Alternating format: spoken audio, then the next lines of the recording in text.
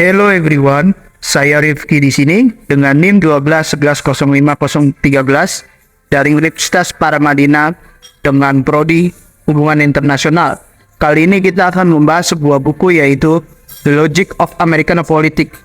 Tepatnya pada bab 11 yaitu tentang kampanye, pengambilan suara dan pemilu di Amerika Serikat.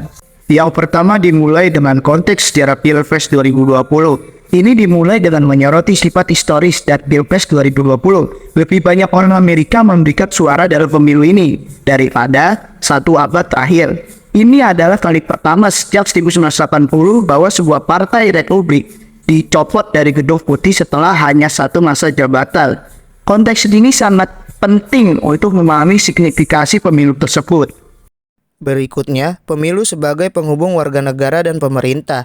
Ini adalah kunci penting dalam proses demokrasi. Ini memberikan warga negara kesempatan untuk memilih pemimpin mereka dan menggunakan pendapat mereka mengenai kinerja pemerintah, serta mekanisme untuk memastikan pejabat terpilih merespon pandangan konstitusinya.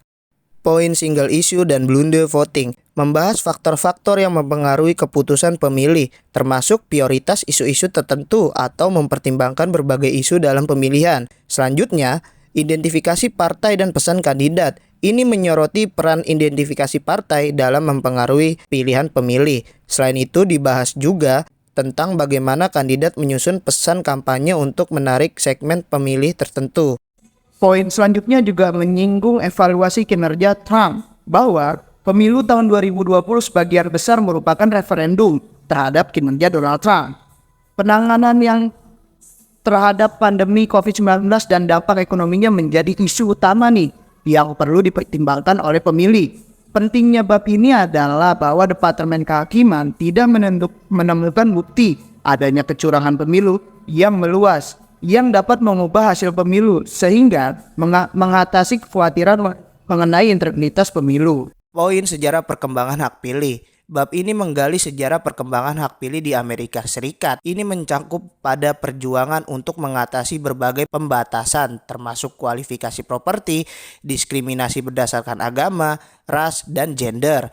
Perluasan hak pilih dihubungkan dengan perubahan sosial, aktivisme, dan manuver politik. Kemudian, peran hubungan sosial dalam jumlah pemilih. Bab ini mengakui peran tekanan sosial, insentif pribadi, kampanye, dan kelompok kepentingan dalam memotivasi pemilih untuk berpartisipasi.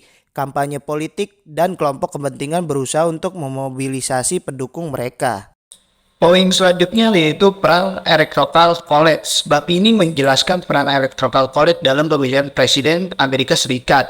Kritik terhadap sistem Electoral College juga dibahas di bab ini. Selanjutnya ada batasan geografi dan manipulasi. Bab ini membahas keuntungan Electoral College dalam mencegah manipulasi suara di wilayah geografis tertentu. Kemudian, isu kampanye pengambilan keputusan pemilih. Terakhir, bab ini menyoroti pentingnya isu kampanye dalam memandu kepentingan pemilih. Hal ini menunjukkan bahwa penyusunan isu yang dilakukan oleh para kandidat membantu memperjelas pemilihan pemilu bagi para pemilih yang mungkin tidak sebetulnya mengetahui setiap rinci kebijakan. Nah, pada akhirnya nih, setelah kita membahas poin-poin inti dari bab 11 tentang pengambilan suara, kampanye, dan pemilu di Amerika Serikat, ada satu aktor nih yang menurut saya menarik untuk dibahas gitu kan, untuk Pilpres AS selanjutnya gitu. Mari kita simak penjelasannya. This guy, Vivek Ramaswamy from Indian descent, might be the next president of the US. All the people, including Donald Trump, are shocked with this news. Vivek Ramaswamy is a 38-year-old entrepreneur who is running for 2024 US presidential elections. And currently, he is trending all over the internet and winning everyone's heart. But how did he end up running for US presidency? Vivek was born in Ohio to Indian immigrant parents from Kerala. And like every other immigrant boy, he always wanted to make his parents proud. So, from studying in the top schools like Harvard, to Yale University, to writing a New York bestseller, and even building a $8 billion company, making him one of the 20 youngest billionaires in the country. Today, Vivek is coming up in all over the news, and there you can see, how confidently he speaks even for the most controversial topics like anti-immigration policies, India and China relationships, and raising a voter's age from 18 years to 25 years. Recently, Elon also described him being a very promising candidate. Last year, Rishi Sunak broke all records by becoming the Prime Minister of the UK. Now this man of Indian descent is on the same track to do the same in the US?